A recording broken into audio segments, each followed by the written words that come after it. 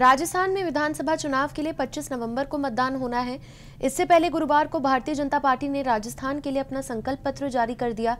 BJP अपने घोषणा पत्र को संकल्प पत्र कहती है। राजस्थान के लिए इसका नाम आपनो अग्रणी राजस्थान संकल्प पत्र रखा गया है। बीजेपी अध्यक्ष जेपी नड्डा ने संकल्प जारी करते हुए कहा, अन्य पार्टी के लिए घोषणा पत्र एक औपचारिकता है, पर बीजेपी के लिए ये विकास का रोड मैप है। हमारा इतिहास इस बात का साक्षी है। हमने जो कहा वो करके दिया और जो नहीं कहा वो भी करके दिया। नड्डा ने कहा, पीएम मोदी के नेतृत्व में राजस्थान को पिछले 9 वर्षों में 23 मेडिकल कॉलेज दिए हैं, जिसमें से 11 ऑपरेशनल हो गए हैं।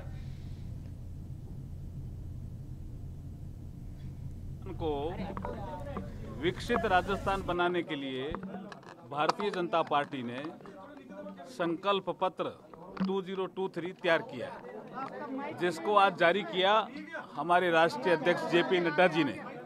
और उसमें सभी वर्गों के लिए कुछ न कुछ है। सशक्तिकरण का विषय भी है, उनको आगे बढ़ाने का विषय भी है, सांस्कृतिक हमारी जो विरासत है उसको आगे बढ़ाने का विषय है, किसान, महिला, युवा, उनको आगे बढ़ाने का विषय है। मूल रूप से राजस्थान को विकसित बनाने का विषय है। उसमें एक विषय इकोनॉमी का भी है कि हम राजस्थान में $350 बिलियन इकोनॉमी बनाएंगे। पन्ना नहीं है, ये राजस्थान की जनता का, उनके सपनों का एक संकल्प है, जो पूरे राजस्थान की जनता के जो भाव थे, जो इरादे थे, जो सपने थे, उनको पिरोने का एक संकल्प भारतीय जनता पार्टी ने लिया है। और भारतीय जनता पार्टी जो कहती है वो करती है, और उसके जो कहा है उसके अलावा भी जो राजस्थान के हित में होगा वो भारतीय जनता पार्टी की सरकार करेगी। लेकिन दूसरा पक्ष ये है कि कांग्रेस ने गारंटी ली थी कि हम मोबाइल देंगे 1,40,00,000 महिलाओं को, फिर कहा कि हम 40 लाख को देंगे, दिया कितने को, फिर कहा हम गारंटी कार्ड देंगे, और कोर्ट में जाकर हलफनामा दिया कि हम कोई गारंटी कार्ड नहीं देने वाले। 17 अक्टूबर को राजस्थान हाई कोर्ट में हलफनामा दिया। तो कांग्रेस की हकीकत है, जब अशोक गहलोत जी के सरकार रिपीट होने पर उनके बेटे को ही विश्वास नहीं, वो बेटा ही कह रहा है कि सरकार रिपीट नहीं होगी, तो राजस्थान की जनता को क्या विश्वास होगा इनके ऊपर और इनकी गारंटी के ऊपर। एक तो भ्रष्टाचार रोकना है।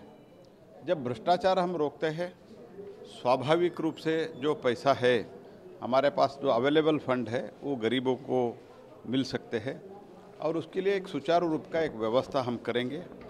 और जो अभी हमने अंतर्राष्ट्रीय परिप्रेक्ष्य के कारण जो कुछ भी सिलेंडर वगैरह के बारे में हमने बात की है, और उसका भी हमने कमिटमेंट किया है, और उसके साथ एम्पावरमेंट के बारे में हमने ज़्यादा इसमें बल दिया है।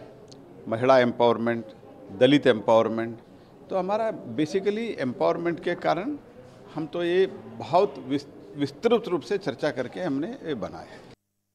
उचित मुआवजा देने के लिए एक मुआवजा नीति,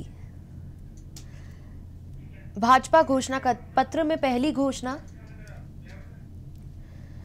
लखपति दीदी योजना के अंतर्गत 6 लाख से ज्यादा ग्रामीण महिलाओं को कौशल प्रशिक्षण।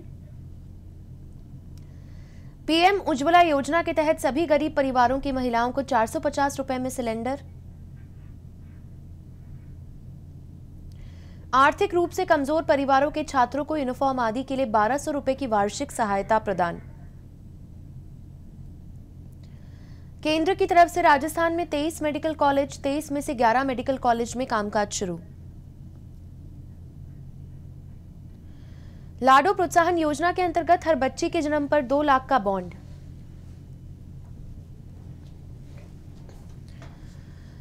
हर जिले में महिला थाना खोलेंगे, थाने में महिला डेस्क होगा। सभी प्रमुख शहरों में एंटी रोमियो स्क्वाड का गठन। मुख्यमंत्री की फ्री स्कूटी योजना के अंतर्गत मेधावी छात्रों को 12वीं के बाद scooty. Paper leak, fertiliser, mid day meal खनन, पीएम आवास, जल जीवन जैसे घोटालों की जांच के लिए एसआईटी का गठन। टूरिज्म को बढ़ावा देने के लिए पर्यटन कौशल कोर्स बनाकर 5 लाख युवाओं को प्रशिक्षण। भाजपा के राष्ट्रीय अध्यक्ष जेपी नड्डा ने गुरुवार को जयपुर के प्रदेश मीडिया सेंटर पर भाजपा का मैनिफेस्टो जारी किया। इस दौरान पूर्व मुख्यमंत्री वसुंधरा राजे, प्रदेश अध्यक्ष सीपी जोशी, प्रदेश प्रभारी अरुण सिंह, प्रदेश चुनाव प्रभारी प्रहलाद जोशी, केंद्रीय मंत्री गजेंद्र सिंह शेखावत और अर्जुन राम मेघवाल, राज्यसभा सांसद घनश्याम तिवारी, उपनेता प्रतिपक्ष सतीश पूनिया सहित अनेक नेता मौजूद रहे। नड्डा ने कहा, अन्य पार्टियों के लिए मैनिफेस्टो संकल्प पत्र में एक औपचारिकता है, मगर भाजपा के लिए ये है विकास का रोड मैप। इसीलिए संकल्प पत्र मात्र कुछ पन्नों पर लिखा हुआ शब्द नहीं है, वो हमारे लिए ऐसे वाक्य है जिसको हम पूरा करने की कटिबद्ध है। नड्डा ने कहा, हमने जो कहा वो करके दिखाया, जो नहीं किया वो भी हमने किया है। नड्डा ने कहा कि ये लोग वृद्धावस्था पेंशन में भी घोटाला करने से पीछे नहीं हटे। कांग्रेस परिवारवाद को बढ़ाती है और गहलोत उसका एक उदाहरण है। जल जीवन जेब भरो स्कैम बन गया, कर्ज माफी का वादा किया और 19,000 से ज्यादा किसानों की जमीन कुर्क कर दी गई। और क्या कुछ कहा नड्डा ने, आइए आपको दिखाते हैं। Difference between BJP and Congress party, इसको भी मैं यहां स्पष्ट करना चाहता हूं। और जब मैं कांग्रेस पार्टी की बात करता हूं तो मैं यहां यह भी कहना चाहूंगा कि कांग्रेस पार्टी 5 बातों के लिए 5 साल में जानी गई। पहला, भ्रष्टाचार, और भ्रष्टाचार में नंबर 1। दूसरा, बहन बेटियों और माताओं का अपमान, नारी सम्मान के साथ खिलवाड़, और महिलाओं के क्राइम में नंबर 1। किसानों का तिरस्कार, डिटेल में मैं बाद में आऊंगा, लेकिन this is the only state जहां बिजली का दर सबसे महंगा और पेट्रोल और डीजल पर वैट सबसे ज्यादा।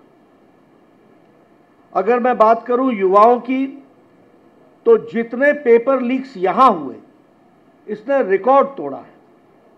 और जहां गरीब और पिछड़ों की बात है, उनके साथ अत्याचार हुआ है। भ्रष्टाचार की बात करूं तो इन्होंने वृद्धा पेंशन योजना में भी घोटाला करने से पीछे नहीं रहे और 450 करोड़ रुपए का उसमें भी घोटाला कर दिया। मैं एक ही वाक्य में आपको बताना चाहता हूं, मुख्यमंत्री अशोक गहलोत के परिवार का 11,000 करोड़ रुपीस का कॉन्ट्रैक्ट रिसीव हुआ है फैमिली से। ये बताता है कि कांग्रेस किस तरीके से परिवारवाद, वंशवाद, भ्रष्टाचार इनको बढ़ाती है, और अशोक गहलोत उसका एक सैंपल है।